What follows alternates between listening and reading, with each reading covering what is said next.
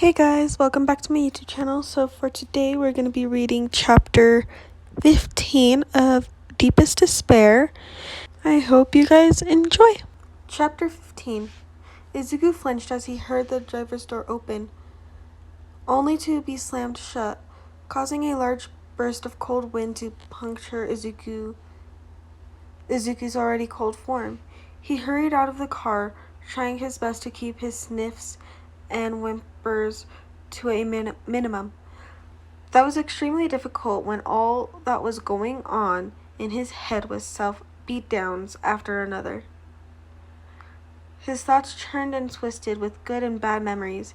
He was placing the blame for the worst ones on himself, coming up with incorrect reasons that mostly considered of him taking action that his father disliked, which could very much be something along the lines of the simply sitting in the wrong room.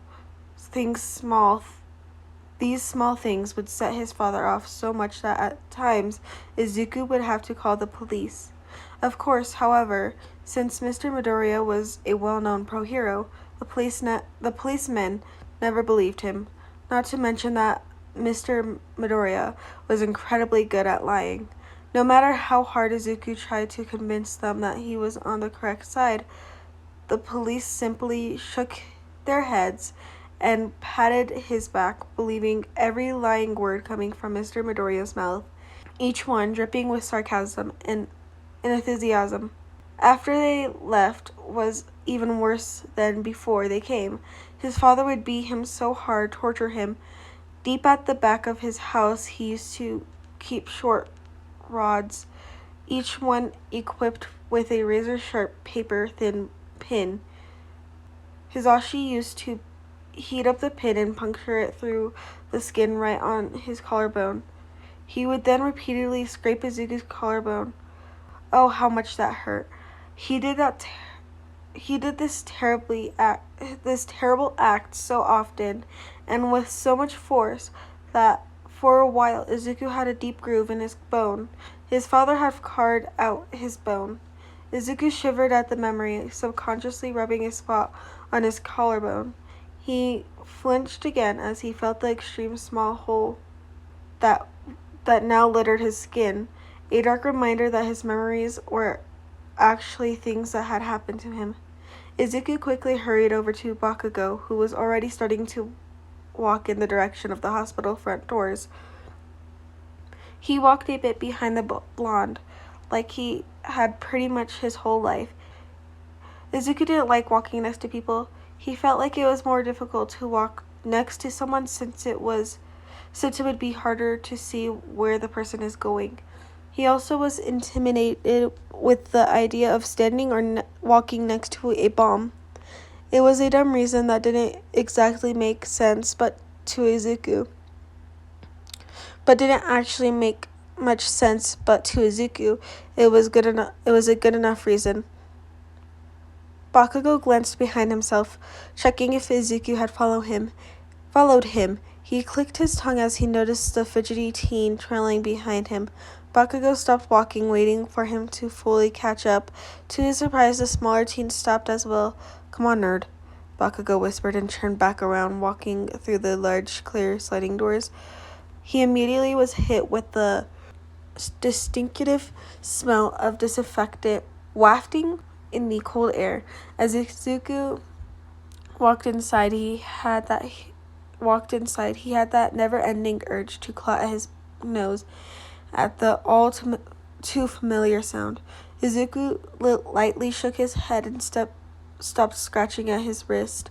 He found enough courage to walk in front of Bakugo and head to the large front desk.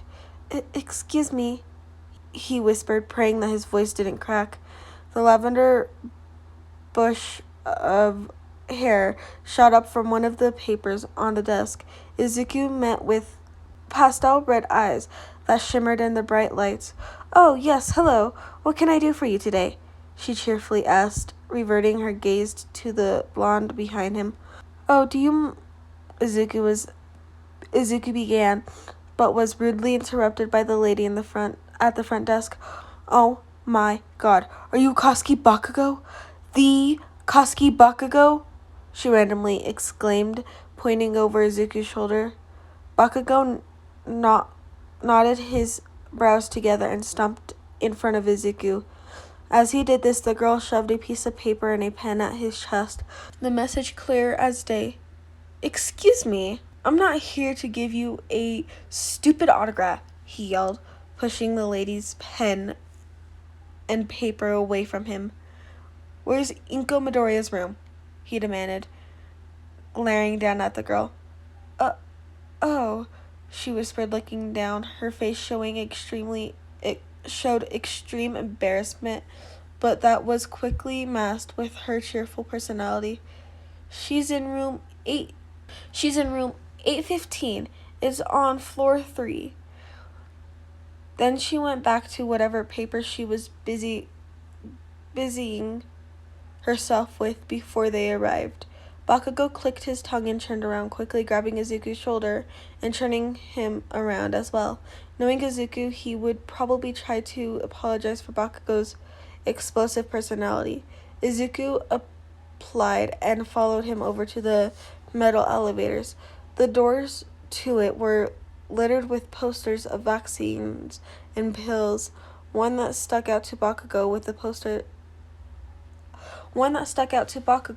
poster that had "Pills are for the weak" in big bold letters, and under was a picture of a bottle of antidepressants.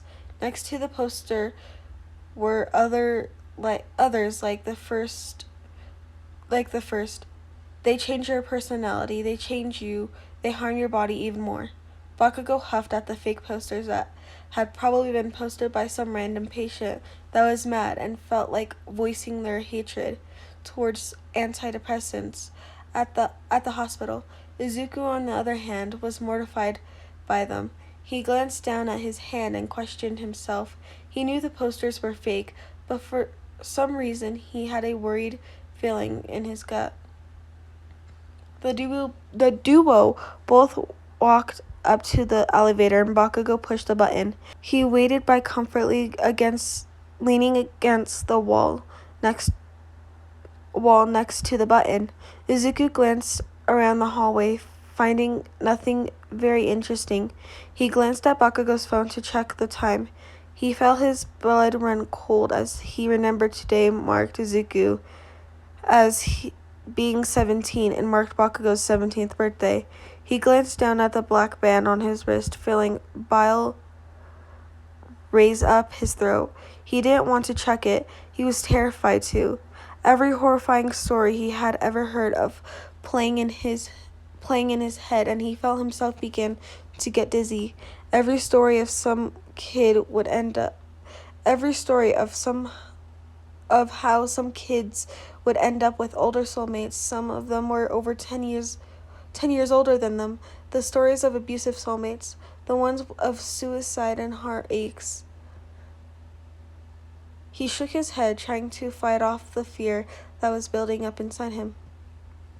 Not here, please. No, no, no. Izuku started shaking, holding himself in his arms. This was way too much for him to handle.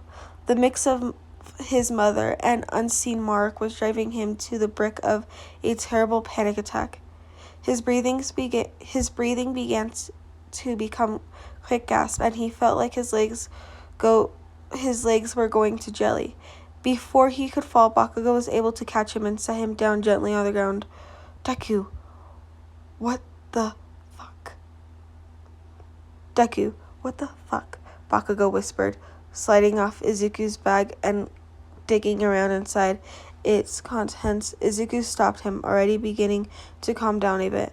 I'm fine, he whispered, slowly standing up and grabbing his bag. Bakugo silently stepped away from him, giving him a bit of room, since that seemed like what Izuku needed. After a few seconds, Izuku finally managed to calm himself down. He leaned against the wall and closed his eyes, breathing through his mouth so he wouldn't have to smell the disinfectants. Bakugo walked back up to him, crossing his arms with an unreadable expression. What was the trigger this time? He asked, watching disapprovingly as Izuku clawed at his wrist again. He didn't answer. He simply reverted his gaze from Bakugo's eyes, looking down at his shoes instead. The elevator doors finally opened right before Bakugo was going to push the topic more. He clicked his tongue and headed inside. Izuku followed close behind. Bakugo pressed the correct button and the door opened again. "Happy birthday, Kachan," Izuku whispered as soon as the doors closed. "Sorry you have to do this on your birthday. You can leave if you want. You don't have to see my mom if you don't." "Shut up, Deku," Bakugo cuts him off. "I'm coming because I want to," he whispered, trying his best not to sound angry and not sympathetic. Bakugo glanced over to Izuku and noticed the green ant was still fidgeting with his black band. "You ever gonna take that off?" Bakugo finally asked, his voice let on of his curiosity but also had dread. Bakugo knew the mark couldn't have anything to do with himself, but he still wished. He still wasn't completely sure of to why he gave a damn, but he felt himself hoping the mark would at least be red.